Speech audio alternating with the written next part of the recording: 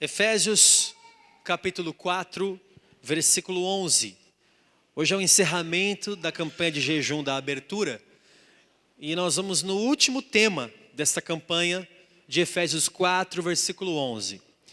E ele mesmo concedeu uns para apóstolos, outros para profetas, outros para evangelistas e outros para pastores e mestres. Qual é o dia de hoje? Mestres. Fecha os teus olhos e vamos orar ao Senhor para que Ele nos use conforme o seu querer e a sua vontade. Senhor, eis-nos aqui em tuas mãos, Pai. Marca a nossa vida com a tua palavra, Senhor. Usa-me conforme te agrada. Que eu seja a tua boca aqui na tua igreja, Senhor. Que eu fale, Pai, através do teu Espírito. Nós estamos abertos para ouvir a tua voz, Senhor. Usa a minha boca e fala aos corações nesta noite. O Senhor tem liberdade de agir, de tocar, de derramar a tua unção neste lugar. Tu és bem-vindo, Espírito Santo de Deus, em nome de Jesus. Amém e amém. Pode se sentar, por favor. Aleluia. Mestre segundo o dicionário é pessoa dotada de excepcional saber, competente, talentoso em qualquer ciência ou arte, indivíduo que ensina. É isso que quer dizer o mestre. Já falamos sobre os apóstolos, que podemos ser apóstolos hoje em dia, não como os apóstolos de Jesus, mas podemos ser missionários, podemos ser profetas com o dom da profecia que Ele nos deu, podemos e devemos ser evangelistas, pessoas que levam a palavra. Domingo passado falamos sobre pastores, ou seja, cuidamos uns dos outros, e hoje vamos falar do ministério do mestre, aquele que é capaz de ensinar a palavra de Deus.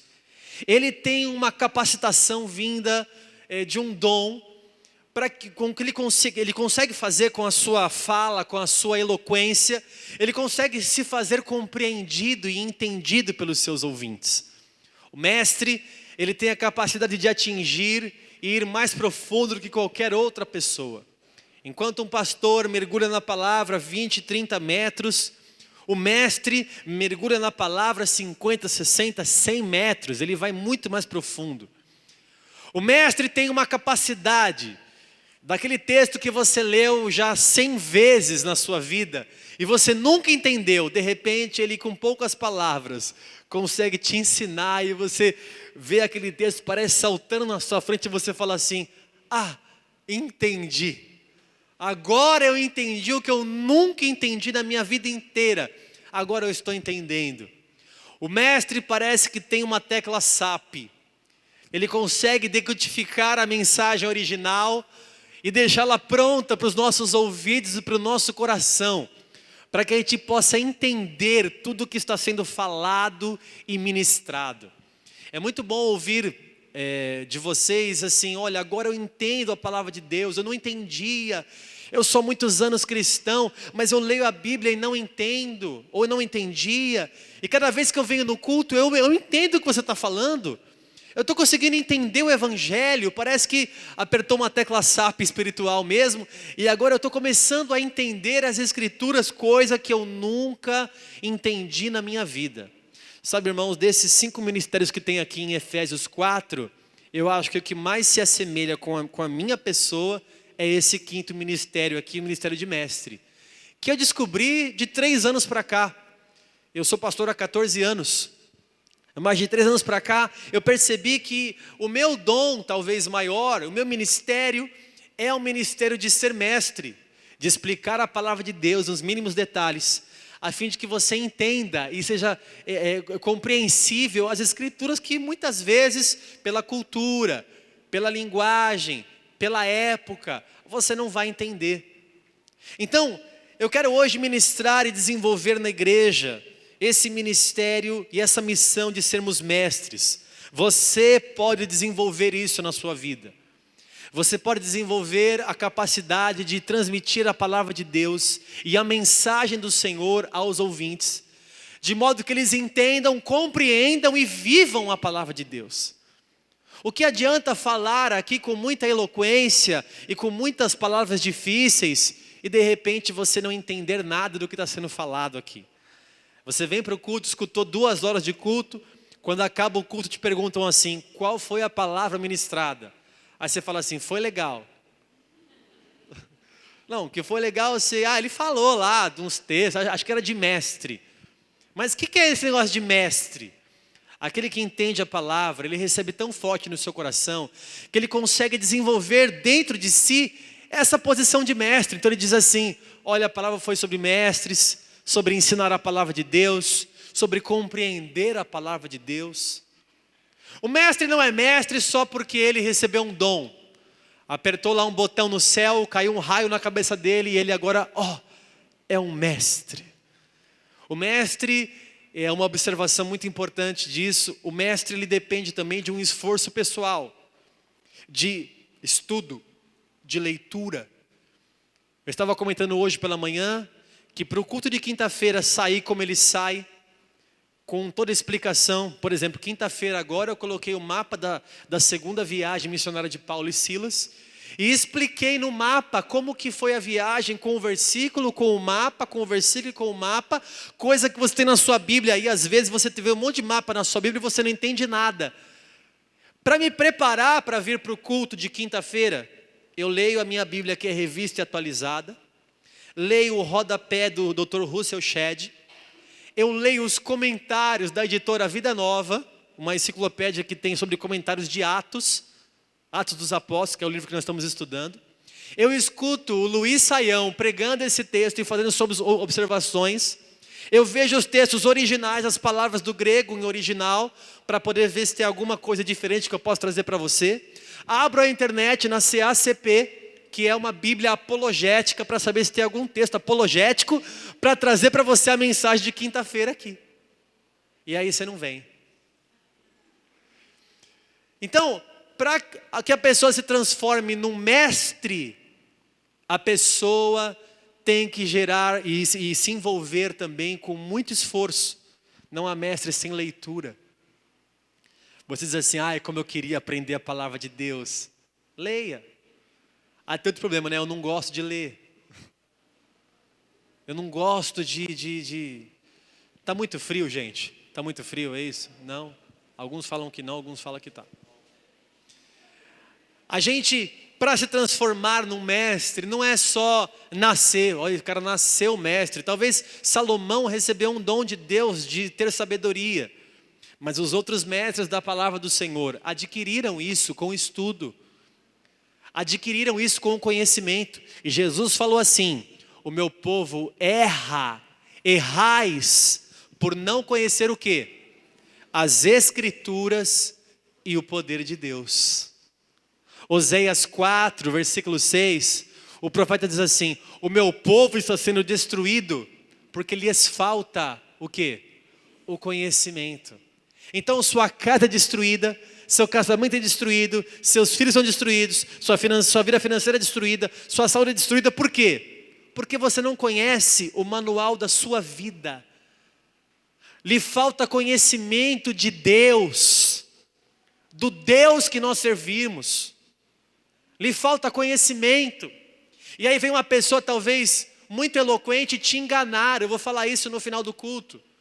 Quando você não sabe, você muitas vezes é enganado.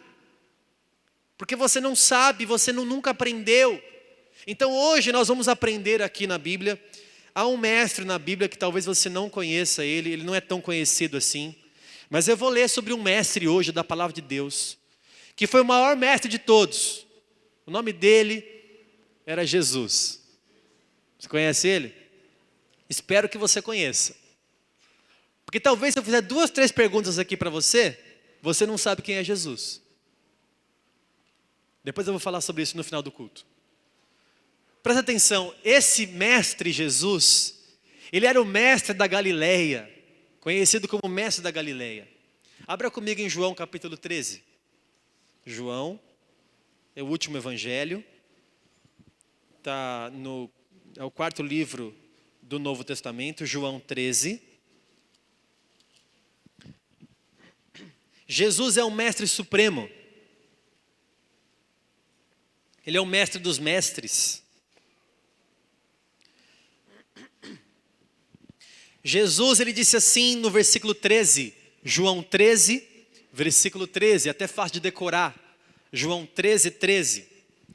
Vós me chamais o mestre e o Senhor, e dizeis bem, porque eu o sou. Olha o que Jesus fala. Vocês estão me chamando de mestre e de Senhor. E estão falando bem. Estão dizendo bem, porque eu realmente sou. Eu sou mestre e sou também Senhor. Então, na opinião de Jesus, ele se considerava mestre. Os seus discípulos lhe chamavam de mestre. Aliás, o maior título que atribuíram a Jesus foi de mestre. Ele foi mais chamado entre todos os títulos que Jesus tinha. Ele era considerado mestre e foi o título com o que mais se dirigiram a ele. Os seus inquiridores também chamavam ele de mestre, como por exemplo o jovem rico, como Nicodemos. Os seus inimigos, os herodianos, também chamavam ele de mestre. Está em Mateus 22, versículo 16. O povo o tinha como mestre, como está em Mateus 7, 29, que a gente vai ler daqui a pouco. O povo chamava ele de mestre. Ele foi o maior mestre da história. Eu estudo um pouco de filosofia também na faculdade, e a gente vê assim, olha, Sócrates lecionou por 40 anos, Platão por 50. Aristóteles, ele preencheu uma biblioteca com os seus escritos e com as suas filosofias de sabedoria. Jesus nunca escreveu um livro, uma página sequer ele não escreveu, mas as suas palavras estão gravadas no nosso coração até hoje. Ele nunca produziu um livro, o livro de Jesus ele não tem, mas as palavras dele ecoam até hoje no nosso coração. Ele não tem um tratado sequer, uma página, não lecionou em nenhuma universidade, mas ele foi um mestre tão excelente que ele conseguiu reproduzir em 12 pessoas aquilo que ele queria ensinar, e esses 12 revolucionaram o mundo por causa do mestre que os ensinou. Ele foi e é hoje considerado o maior mestre de todos, porque parece que ele não fazia muito esforço, parece que ele tinha assim, uma preocupação com as pessoas tão maior do que a sua erudição. Ele não era mestre por causa da sua erudição, ele não era mestre porque ele falava difícil, ele era mestre porque ele queria ver a transformação das pessoas, e o foco dele era em pessoas, e ele queria ver pessoas caminhando no caminho da verdade. Ele queria ver o aperfeiçoamento dos santos. Põe na tela para mim, Cadu, Efésios 4, de novo, 11. Só na tela lá, para você ver. Jesus, ele foi assim um mestre por excelência em tudo que ele fez. Ensinou, e ele parava às vezes na beira do rio, em alguns lugares específicos, onde tinha uma acústica favorável para ele, e ele ministrava. Mas ele não queria apenas aparecer com a sua ministração. Ele era uma pessoa que ele tinha capacidade de aparecer com a sua erudição, mas ele se fazia fácil. Eu fiquei pensando em algumas coisas, por que ele foi o maior mestre. Daqui a pouco eu vou falar, porque um texto um pouco longo. Efésios 4, versículo 11, nós lemos já desses 5 domingos, né? Mas olha a continuação. Por que esses 5 ministérios de Efésios 5, 11, eles existem? Por que eu tenho que ser mestre? Por que eu tenho que ser evangelista? Por quê? Versículo 12. Com vistas ao aperfeiçoamento dos santos, para desempenho do seu serviço. Olha só. Para a edificação do corpo de Cristo, até que todos cheguemos à unidade da fé e do pleno conhecimento do Filho de Deus, a perfeita varonilidade, à medida da estatura da plenitude de Cristo. Esse texto está dizendo o seguinte: nós desenvolvemos os ministérios na igreja, não é para aparecer, mas é para aperfeiçoar a igreja. O verdadeiro mestre, ele está preocupado em aperfeiçoar os santos. Junto com o pastor, ele doutrina a igreja e ensina o caminho que ela deve andar. O mestre consegue com as suas palavras aperfeiçoar o corpo no ensino da palavra. Ele consegue desenvolver o corpo em crescimento saudável. E esse mestre Jesus nos ensinou algumas coisas que eu vou falar a partir de agora no nosso culto. A primeira coisa que Jesus nos ensinava, como que ele fazia, como que ele era um mestre de excelência, assim, como que ele fazia isso? Primeiro, com a prática. Jesus não ensinava só com a teoria, ele ensinava com a sua própria vida. Ele ensinava com aquilo que ele mesmo fazia. Abra comigo a sua Bíblia em Mateus 7. Volte aí um pouquinho, volte 3 livros, você está em João, Mateus capítulo 7. Ele era diferenciado porque Jesus ensinava pela sua prática. Ele não era como aqueles outros mestres que existiam naquela época. Jesus não conquistou a sua autoridade por imposição. A sua autoridade foi mostrada pela sua prática. João 7, versículo 28. Por isso que eu falei Mateus. Mateus 7, 28. Quando Jesus acabou de proferir estas palavras, estavam as multidões maravilhadas da sua doutrina. Olha só. Porque ele as ensinava como quem tem autoridade e não como os escribas. A forma que Jesus falava era uma pessoa que tinha autoridade no falar. Sabe por que eu falei para você chegar mais cedo no culto? Porque eu chego mais cedo no culto. Porque imagina eu falar assim para você, ó, chegue no horário, eu chego atrasado. Com que autoridade eu iria ministrar você? Jesus, ele ensinava, e ele não ensinava primeiro a teoria para depois ensinar a prática. Ele ensinava com a prática a sua teoria. Ele mostrava como tinha que fazer. Uma das frases mais corriqueiras de Jesus era assim, ó, em verdade vos digo. E ele sendo a verdade, ele era o conteúdo da própria mensagem que ele como mestre transmitia. Então ele transmitia ele mesmo, e conhecereis a verdade, e a verdade vos libertará. E ele mesmo era a verdade. Ele mesmo transmitia a vontade de Deus através das suas ações. Irmãos, o teu exemplo fala mais do que 1000 palavras. Você vai ensinar o seu filho, sendo mestre dele, muito mais com a sua ação, com o seu bom testemunho, do que com o seu discurso. Porque um dos maiores riscos que nós cometemos como aqueles que levam a palavra é cair em contradição com aquilo que nós mesmos falamos. Eu falo uma coisa, mas eu não pratico. Então eu sou um fariseu da lei. Conheço a lei, mas caí em contradição com aquilo que eu mesmo falei. Jesus fazia tão perfeitamente o seu discurso se encaixar com a sua vida, que ele falava como quem tem autoridade. Ele tinha um poder no falar que ninguém nunca viu. Os homens falavam assim, nunca ninguém falou como este homem fala. Nunca ninguém agiu como ele está agindo. Ele tinha uma particularidade no falar e uma autoridade conquistada pela prática de vida dele. Eu quero ser um mestre, bispo, eu quero ser um mestre. Pratique o que você prega. Eu seria incoerente pregar aqui e não viver o que estou pregando. Seria um hipócrita. A gente procura se encaixar com a palavra de Deus, e eu quero ensinar você a chegar no horário, chegando no horário. Por exemplo, peguei isso para Cristo hoje, né? Mas eu quero ensinar as coisas para você, quero te ensinar como tratar a sua esposa, tratando a minha esposa assim.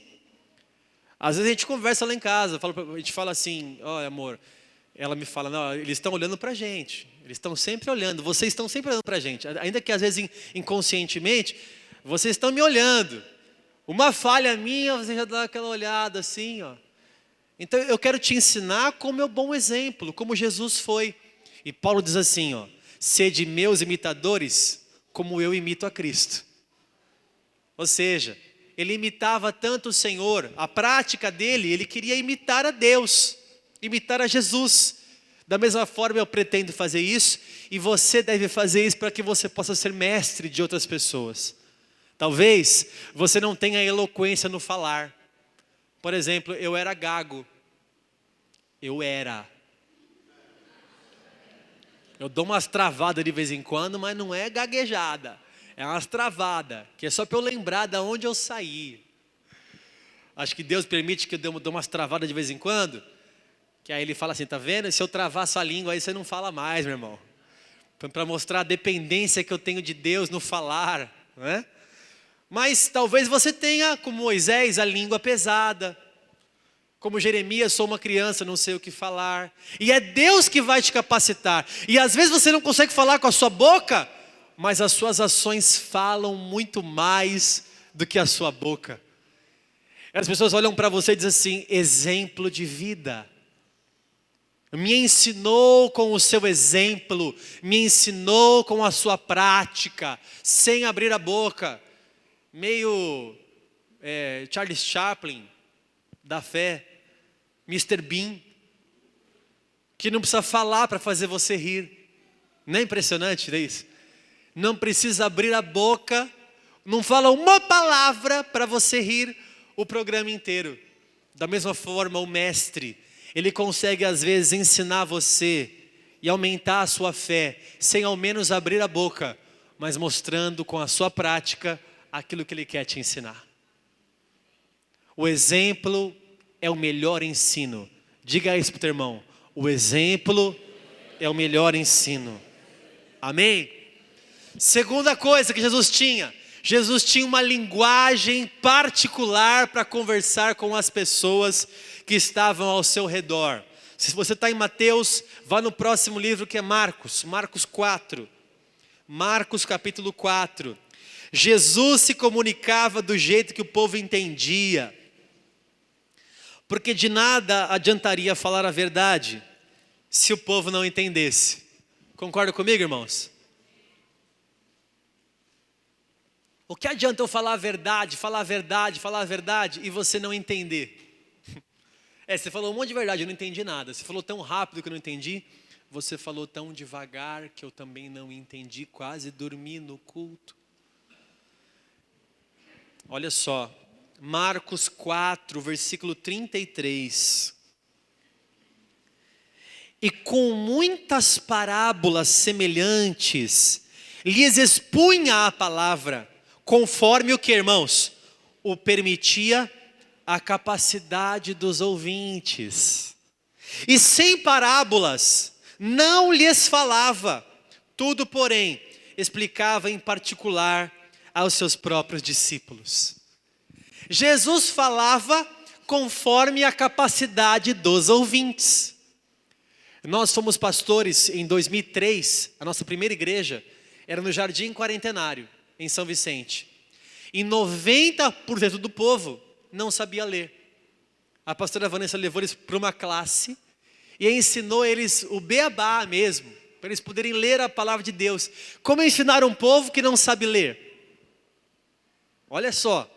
E Jesus, sabendo da limitação do pessoal, não lhes falava senão por parábolas. E quando tinha que explicar alguma coisa, ia lá para os seus discípulos e explicava particularmente para eles, com a linguagem que eles entendessem. Jesus se fazia entendido, esse é o papel do mestre. Existe uma parábola chamada parábola do semeador. Essa parábola, Jesus conta que a semente é a palavra de Deus.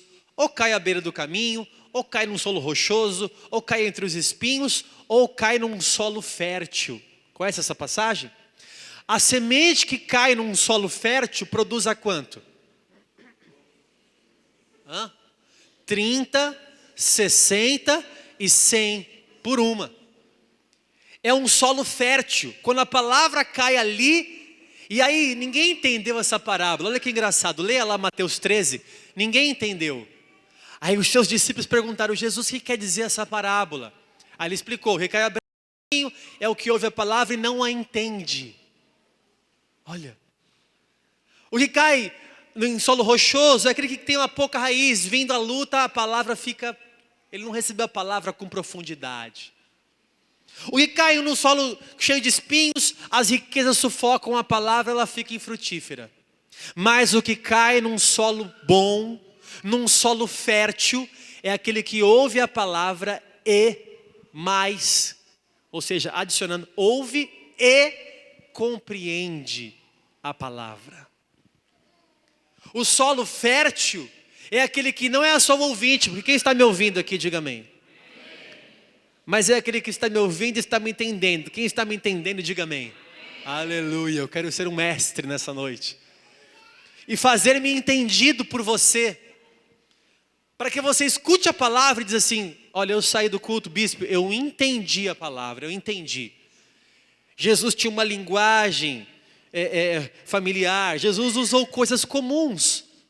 Ele usava o sal, a luz, a água, o pão, o fermento, a semente, os pássaros, as flores, o arado, a rede, o vento, a porta, a ovelha. Ele usava as coisas, parece que Jesus parava assim para ministrar, dava uma olhadinha assim ao redor e dizia assim, o reino dos céus é como essa semente. Parece que ele parava e olhava ao redor dele para ver com o que ele ia usar e exemplificar o que era o reino dos céus para que o povo entendesse. Quando perguntaram para ele assim, qual é o maior do reino dos céus? Jesus não fez um grande discurso. Ele pegou uma criança no colo e disse assim, se você não for como uma criança como essa, você não pode entrar no reino dos céus. Pronto, pum, acabou a ministração. Talvez esperaram, fizeram uma pergunta, quem é o maior no reino dos céus? Ele pega uma criança e diz assim, seja como uma criança. Acabou, ensinou. Peraí, você falou 5 palavras, é o mestre. É o mestre. Quando fazem para ele uma pergunta filosófica, quem é o meu próximo? Aí ele conta a parábola do bom samaritano. E aí aquele homem caiu na mão de salteadores, passou um bom samaritano, levou para uma hospedaria. Aí ele pergunta para o cara que perguntou para ele, quem você acha que é o próximo dele? O cara responde, o que usou de misericórdia para com ele. Ele falou, então vai você e faz igual. Pronto. Quem é o meu próximo? Ele conta uma parábola e diz assim, faz igual. Ensinou. Ele ensinou. Quando alguém censurou ele porque vivia na companhia de publicanos e pecadores, ele respondeu com parábolas da dracma, da ovelha, do filho pródigo, que contamos até hoje. As palavras de Jesus estão até hoje. Ele conta uma parábola que a gente fica pensando e ele ensina. Às vezes colocava Jesus numa sinuca de bico. Diziam assim, agora eu vou pegar ele, porque analisavam ele como mestre e queriam que ele caísse em contradição em alguma coisa. Como eu falei, o maior risco de um mestre é ele pregar uma coisa e viver outra. Então falavam assim para ele, vamos pegar ele de jeito. Olha, vamos perguntar para ele se ele tem que pagar imposto. Porque se ele falar que tem que pagar imposto, ele é contra Moisés e contra a lei de Deus. Porque nós somos filhos da terra. E se ele falar que não tem que pagar imposto, ele é contra César e nós vamos acabar com ele. Jesus, mestre, vem cá. E Jesus já logo percebeu, porque ele sabia todas as coisas. Mestre, devemos pagar tributo sendo filhos? Ele pegou uma moeda e disse assim, pega essa moeda aí. De quem é essa efígie aí? E essa inscrição? Responderam, de César. Ele falou, então dá a Deus o que é de Deus e dá a César o que é de César. Plá, plá, plá. Ele era fera. Era o mestre. Outra vez quiseram pegar Jesus. Jesus, agora ele não vai escapar. Fizeram uma pergunta para ele, meio sem escapatória. Ele falou, olha, eu vou te responder se vocês me responderem a minha pergunta. Vocês também não são mestres? Minha pergunta é, o batismo de João Batista, era do céu ou da terra? Aí eles, só um minutinho, fizeram o grupinho deles lá, e aí, o que a gente vai responder, meu? Aí, se a gente falar que é da terra, tem uns discípulos de João e vai rolar um UFC aqui, meu. Vai sair o pau aqui, não podemos falar que é da terra, porque os discípulos de João estão aqui. Agora, se falar que é do céu, ele vai falar, por que vocês não admitiram então, não se batizaram por ele? Ele falou, não dá para responder. Chega lá, Jesus, quanto a isso não conseguimos te responder. Ele falou, então também não vou te responder.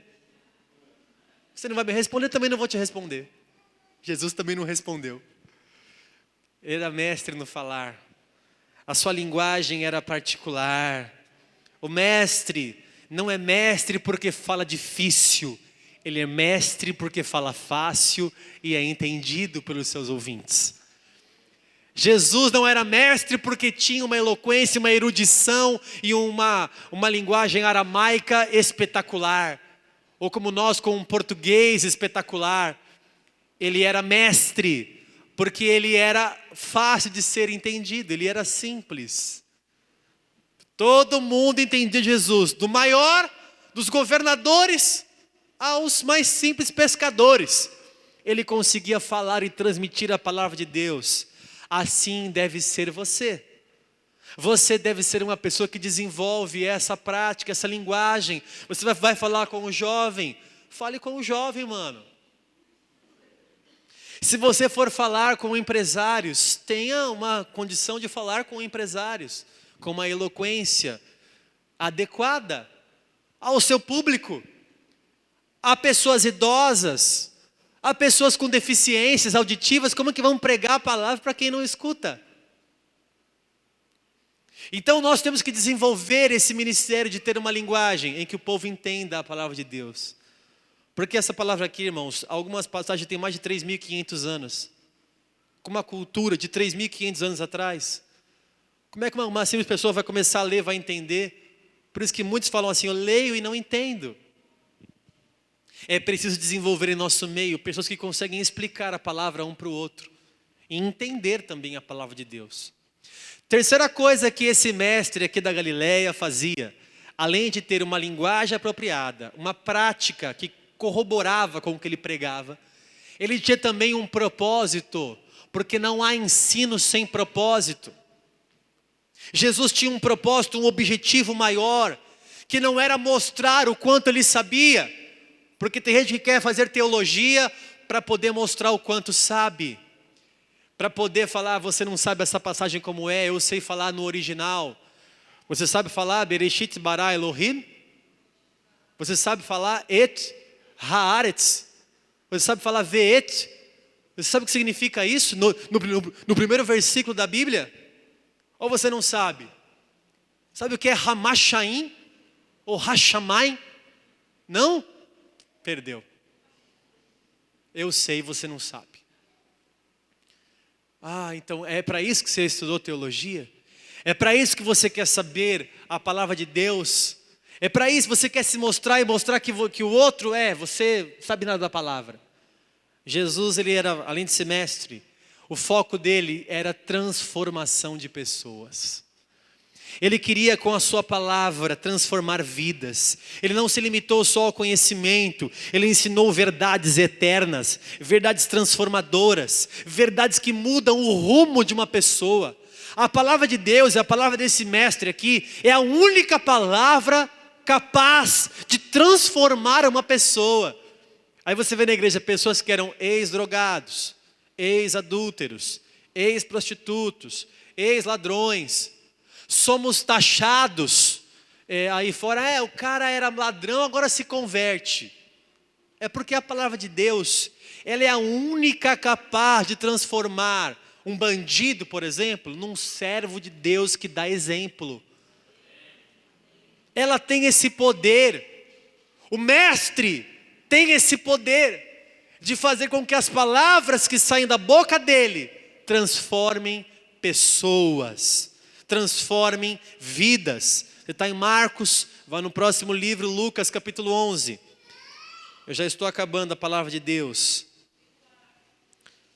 Desliga o ar, que um aqui, estão pedindo agora. Falei, eu avisei. Lucas 11, versículo 1. Preste atenção. Lucas 11, 1. Não está aqui não.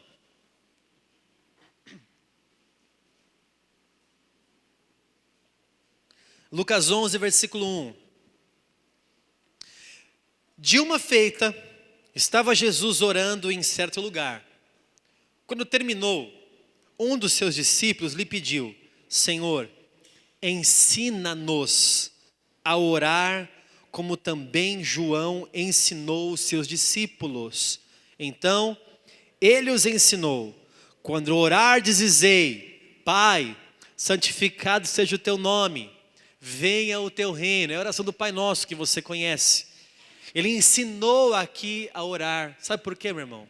Os ensinos de Jesus não se baseavam em meros conhecimentos de curiosidade. Por exemplo, Adão tem umbigo? Não sei, às vezes vai cair lá no teu lugar alguma pergunta dessa, né? Adão tinha umbigo? Não tinha umbigo. Nem Eva, não, eles eram retão, não tem. Essa é a resposta. Mas o que vai mudar a sua vida? Você saber se Adão tinha umbigo ou não. Porque tem muita gente que faz perguntas de curiosidade, né? Ô bispo, lá no céu, como é que vai ser nosso corpo? Não sei, vamos para lá para ver, cara. É a melhor coisa que a gente faz. Isso não vai mudar a nossa vida. Mas os ensinos de Jesus eram ensinos que mudavam o comportamento das pessoas. Ele ensinava a orar. Ele ensinava a jejuar. Ele ensinava a criar os filhos, a tratar a família, a agir com os governadores, a lidar com os pecadores. As palavras de Jesus transformavam as pessoas. A palavra do mestre tem que transformar você. A teologia que vale, irmãos, não é aquela teologia de mero conhecimento, mas é a teologia que muda o seu comportamento. Porque vai dizer assim: eu conheço muito a palavra de Deus, mas aí você não vive. Olha, eu não vi transformação nenhuma na sua vida. Você está pior do que do mundo, você está pior do que no mundo. O que adianta você conhecer tanto da palavra assim, viver assim? É incoerente. O seu discurso agora está incoerente. Por que não está incoerente? Porque a teologia tem que mudar a nossa vida. É incoerente dizer que formamos pessoas no conhecimento da palavra, mas que nunca foram transformadas no seu comportamento de vida. Nunca foram transformadas nas suas ações. Jesus ensinava tão bem que eles mudavam a forma de orar, a forma de clamar, a forma de conduzir. Aqueles homens foram completamente transformados porque andaram com um mestre que tocou e transformou a vida deles. O meu desejo, irmãos, como mestre dessa comunidade, como mestre de vocês que assistem pelo YouTube, nosso canal, é que vocês sejam transformados pela palavra que sai da minha boca. Palavras que não são minhas, palavras que são de Jesus. Palavras do mestre maior, do sumo pastor, mas que tenham poder de tocar o teu coração de tal forma que você que era um pecador, você se transforma numa pessoa que busca santificação. Uma pessoa que tratava mal a sua família, hoje foi transformado porque entrou uma palavra no seu coração através de um mestre. Deus vai usar você como um missionário mestre aqui nessa terra, para levar palavras de bom entendimento às pessoas, a fim de que elas sejam transformadas também. O maior foco do ministério de Jesus era o propósito que ele tinha: transformar vidas com o conhecimento que ele tinha. E por fim, para encerrar a palavra de hoje, o mestre Jesus tinha verdade na sua boca. Muita verdade. Conhecereis a verdade, ele falou, e a verdade vos libertará. Jesus nos alertou em Mateus 24, que surgiriam falsos cristos e falsos profetas, que iriam deturpar a palavra de Deus e enganar, se possível, os eleitos. Leia lá depois Mateus 24. Você vai ver que até os eleitos são enganados por falsos profetas. Pessoas que ensinam até muito bem, errado. Me mandaram um vídeo inbox hoje de um muçulmano falando com uma eloquência que eu nunca vi um muçulmano falar. Num palco, uma católica perguntou para ele assim: vocês falam que eu sou católica e vou para o inferno, e vocês são muçulmanos, vão para o céu. É isso mesmo? Ela perguntou. Aí ele responde com uma pergunta: A melhor coisa que você faz é perguntar também quando alguém te pergunta alguma coisa. Ele falou assim, Jesus é Deus ou não? Ela responde, não sei. Eu te pergunto, Jesus é Deus ou não? Prova. Ele mostrou na Bíblia textos, o muçulmano mostrou na Bíblia textos que aparentemente Jesus não era Deus. Quando ele fala que ele é menor do que o Pai. O Pai é maior do que eu. As palavras que são minhas, as palavras que eu estou falando não são minhas, mas são do meu Pai. Diz ele que ele nunca reivindicou ser Deus. Ele citou uns 7, 8 versículos bíblicos para falar que Jesus não era Deus. E o pessoal aplaudiu. E eu não tive aquela oportunidade de replicá-lo, né? Mas eu poderia ler, por exemplo, João 13:13, que nós lemos aqui, que diz o seguinte, vocês dizem que eu sou mestre e senhor, e dizeis bem, porque eu sou. Jesus, por vezes, falou assim, antes que Abraão era, eu sou. Ele era o verbo que se fez carne, o verbo estava com Deus e o verbo era Deus. Então a gente consegue provar também que ele era Deus. Mas olha só, tem que ter um pouco de teologia, um pouco de conhecimento. Vai chegar uma pessoa para você, um testemunho de Jeová, que é muito bem instruído, e vai dizer para você que Jesus não é Deus. Que Jesus era um homem, e que Jesus ganhou uma posição elevada. E deve ser admirado, mas não é Deus, Deus é Jeová. Vai chegar para você um testemunho de Jeová dizendo o seguinte, o Espírito Santo é uma força ativa, não é uma pessoa. Não tem 3. Vai chegar um mórmon para você e vai dizer assim para você, Lúcifer é irmão de Jesus. E segundo a literatura deles, eles conseguem provar isso na literatura deles. Não na Bíblia que nós temos, no cânon sagrado. E vai dizer assim, Deus era um homem como nós, que tinha avô, pai, bisavô, e ganhou a posição de ser Deus desse planeta. Se você evoluir, você pode ser Deus de um planeta também. É o que diz o mormonismo, com base na literatura deles. Eu não estou falando mal dos mormons. Sabe, irmãos, me falam assim às vezes, bispo, precisa falar mal? Olha, não precisa falar mal, tem que descer o pau. Não estou falando mal de pessoas, não estou falando mal de igrejas, estou falando mal de doutrina errada e antibíblica. Você nunca vai me ver falando assim, o fulano de tal, o Beltrano, ou a igreja, não, da doutrina que se prega lá, porque lá há pessoas maravilhosas. Dentro do mormonismo, há pessoas maravilhosas. Dentro da Testemunha de Jeová, há pessoas maravilhosas, queridas até que eu conheço. Mas isso não quer dizer que a doutrina bíblica deles se condiz com a verdade. Então, o mestre tem poder de desbancar as mentiras e as falsas profecias do islamismo, do mormonismo, da Testemunha de Jeová e de muitas igrejas que pregam um monte de baboseira por aí. Kenneth Hagin, teologia da graça, né? Teologia da prosperidade, que fala que você vai prosperar, isso não está na Bíblia, irmão. Muito do que se fala não está na Bíblia, né? Existe uma prosperidade bíblica, mas não é assim como se prega.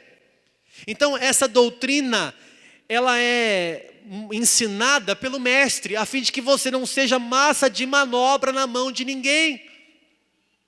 Que você seja cabeça pensante, porque você vem aqui no culto hoje, aí eu falo assim, encerramento do jejum. Aí você fala, amém. Aí eu falo, tem que jejuar de novo. Você fala, amém. Aí o que é jejum? Você fala, não sei. Por que você está fazendo isso? Porque o bispo mandou. Aí você sai daqui e vai visitar uma igreja. Aí tem um pastor lá que fala, faça assim. Aí você fala, amém. Por quê? Não sei, porque o pastor mandou. Aí o apóstolo fala na televisão uma coisa. Você fala, por que eu estou fazendo isso? Não sei, porque ele mandou. Aí você vai num lugar, pega um sal grosso. Aí você fala, por quê? Ele fala, não sei. Aí você vai numa outra, pega uma rosa. Você fala, por quê? Não sei, eu que peguei a rosa. Está todo mundo pegando, eu estou pegando também.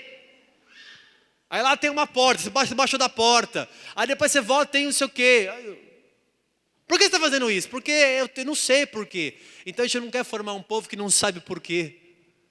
A gente quer formar cabeças pensantes. Jesus não veio tirar meu pecado, só o meu pecado. Perdão. Jesus veio tirar o meu pecado, não veio tirar a minha inteligência. Ele diz assim, que o maior mandamento é amar a Deus acima de todas as coisas, com toda a sua alma, todo o seu coração e todo o seu entendimento.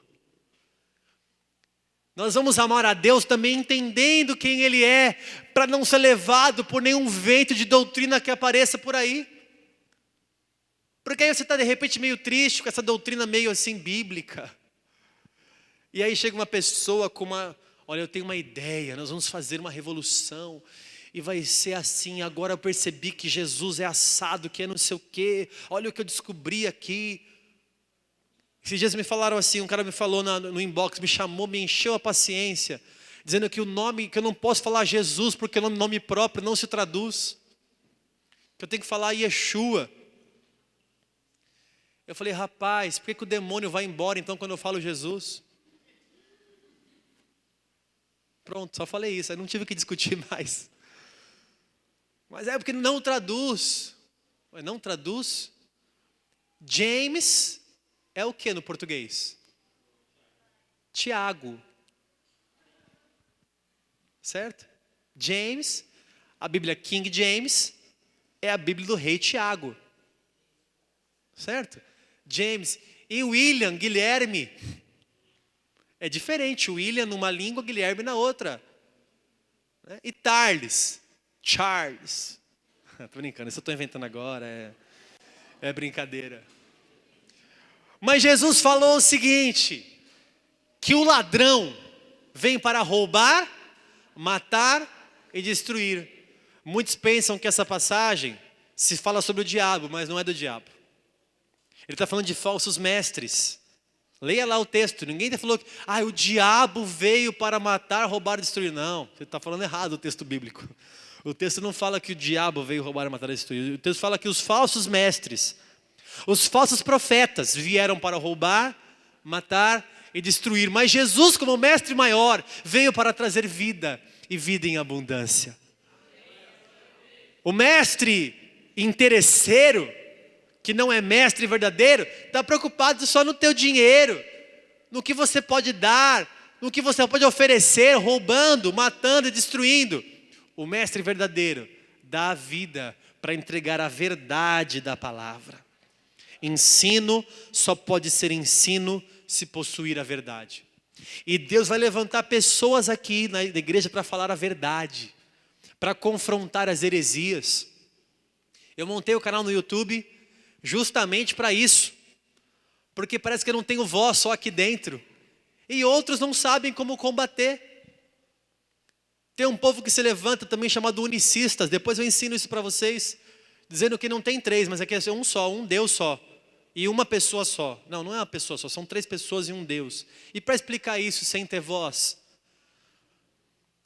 nós precisamos aprender a palavra de Deus e desenvolver esse ministério de mestre. Para encerrar o culto de hoje, irmãos, eu não desejo que você não saiba nada. Não dá para você ser crente e dizer assim, não sei, você está lendo, não sei nem, a gente leu Lucas agora, quem foi esse Lucas? Não sei, Lucas, não sei quem foi. Foi um médico da comitiva de Paulo, muito erudito, escreveu em ordem cronológica os seus textos. A gramática de Lucas é incomparável com qualquer outra gramática que está aqui na Bíblia, e a literatura dele está no mais alto padrão da literatura secular também. Poxa, como é que você sabe isso? Eu estudei, eu li. A gente tem que desenvolver isso, irmão. Ainda que você não seja um excelente mestre, mas pelo menos você não é enganado por ninguém. Pelo menos você sabe a verdade de Jesus. Sabe, pelo menos, se alguém falar assim, eu quero ser batizado, eu sei te explicar. O que é sobre o dízimo? Eu sei falar. E sobre Jesus, eu vou te ensinar quem é Jesus. Como é que lida um casamento? Eu vou te falar como é que é. E o pecado? Eu vou te ensinar como é que é o pecado. Coisas básicas você tem que saber, irmão. E você só vai desenvolver se você ler. Vou te fazer uma pergunta. Quanto tempo do seu dia você gasta lendo a palavra de Deus? Ou está aberto lá no Salmo 23, Salmo 91 na sua estante, no seu rack, para espantar maus espíritos? Para trazer bons fluidos? Aí tem aquele que é o crente periquito, né? Sabe como é o crente periquito? Ele vira. Aí ele vai ler. Ezequiel 8. Entendi nada. Vou ler para você o que caiu aqui. E ele me levou à porta do átrio.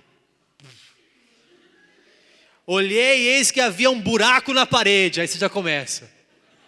Está aqui no texto. Então me disse, filho do homem, cava naquela parede. É isso, está aqui, ó, Ezequiel 8, acabei de ler. Versículo 7. Aí você leu isso aqui, Deus está mandando, acho que é um tesouro na parede. E aí você sai cavando, e quando chega teu familiar, o que aconteceu na parede? Não, eu li na palavra, Deus falou comigo. Falou o quê, rapaz? Você foi um periquito da fé? Aquele periquitinho que vai buscar a mensagem, assim, sabe? Vai buscar aquela mensagem? Não. Você tem que conhecer.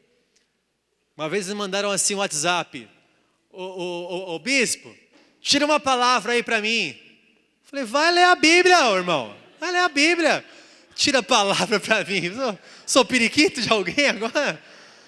O que é que você está passando que eu te ministro com aquilo que eu sei? O que é? Me conta aí. Que eu já conheço a palavra e aí eu falo para você da palavra. Tira uma palavra. Tá bom, vai. Hoje mesmo te verei no paraíso. E aí, irmão? E aí? Aleluia. Deixai vir a mim as criancinhas. Estou falando com a palavra. Então, a gente quer descobrir, da revelação, na mão, no ziriguidum, não é assim. Irmão. Você ora a Deus, faz uma leitura com entendimento. Se não entendeu, pergunte. Amém? Quer uma dica minha? Comece do começo. Não vai pegar, que nem eu peguei Ezequiel 8, você vai ler, você não vai entender nada. Você está num contexto aqui de um povo que está levado cativo. Ezequiel está lá no cativeiro. Jeremias ficou, Ezequiel foi, um está de cada lado profetizando, você não sabe nem o que eles estão profetizando. Em que época? Eles estão presos aqui, ele está preso no cativeiro. Então se você não sabe isso, como é que você vai ler Ezequiel 8? Então comece do começo, leia lá. Criou uma dúvida, pergunte. Deus vai te ensinar coisas grandes e ocultas que você não sabe. Coisas que você vai usar na sua vida. Vai viver, vai ser transformado pela palavra de Deus. Amém, gente? Que você desenvolva esse ministério. Que a palavra de Deus em você seja parte integrante do seu corpo. Porque essa palavra aqui é lâmpada para os nossos pés e luz para os nossos caminhos. Amém? Aleluia. Vamos ficar em pé.